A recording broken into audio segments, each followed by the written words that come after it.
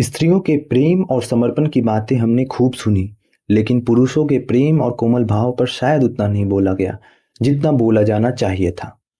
आज के समाज में पितृसत्तात्मक शोर इतना तेज है कि हम पुरुषों की संवेदनशीलता को शायद भूलने लगे हैं। हिंदी साहित्य में पुरुष का यह कोमल पक्ष बार बार उभरता है।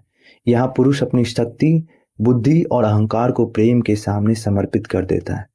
प्रेम उसे विवश करता है, पर यह विवशता उसकी कमजोरी नहीं बल्कि उसकी मानवीयता का सबूत है। आइए हिंदी साहित्य के कुछ उदाहरण देखें। मोहन राकेश के नाटक आषाढ़ के एक दिन में कालिदास जब अपनी प्रेमिका मल्लिका से कहते हैं, तुम्हारे अभाव में मेरी सारी रचनाएं अपूर्ण हैं। कालिदास को यह एहसास है कि उनका सच्चा काव्य मल्लिका के प्रेम में है, ना कि भव्य जीवन में। फिर भी वे महत्वाकांक्षा चुनते हैं और जीवन भर अधूरे रहते हैं। यह दिखाता है कि प्रेम पुरुष को उसकी सारी उपलब्धियों के बावजूद विवश कर देता है। जयशंकर प्रसाद की कामायनी में मनु, जो बुद्धि और अहंकार का प्रतीक है, अकेलेपन और संघर्ष से थक जाता है।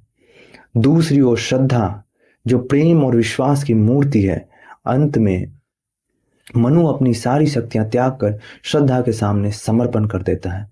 यह समर्पण पुरुष की गहरी संवेदनशीलता को दर्शाता है। रामधारी सिंह दिनकर की उर्वशी में पूर्वा, जो पौरुष का प्रतीक है, उर्वशी के प्रेम में असहाय हो जाते हैं। उनकी पुकार सुनिए, मर्त्य मानव की विजय का तूर्य हूं मैं, उर्वशी अपने समय का सूर्य हूं मैं। पर ना जाने बात क्या है, इंद्र का आयुध जो झेल सकता है, सिंह से बाहें मिलाकर खेल सकता है। फूल के आगे वही असहाय हो जाता, शक्ति के रहते निरुपाय हो जाता।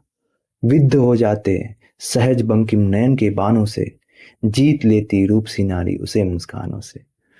पूर्वा का यह समर्पण उनकी कमजोरी नहीं बल्कि प्रेम की गहराई का प्रतीक है। हिंदी साहित्य हमें बार बार दिखलाता है, चाहे कालिदास हो, मनु हो या पूर्वा हो, प्रेम पुरुष की शक्ति और अहंकार को परास्त कर देता है। यह समर्पण उनकी कमजोरी नहीं बल्कि उनकी मानवीयता और प्रेम की ताकत का सबूत है। आइए इस कोमल पक्ष को भी हम उतना ही सम्मान दें जितना वह हकदार है।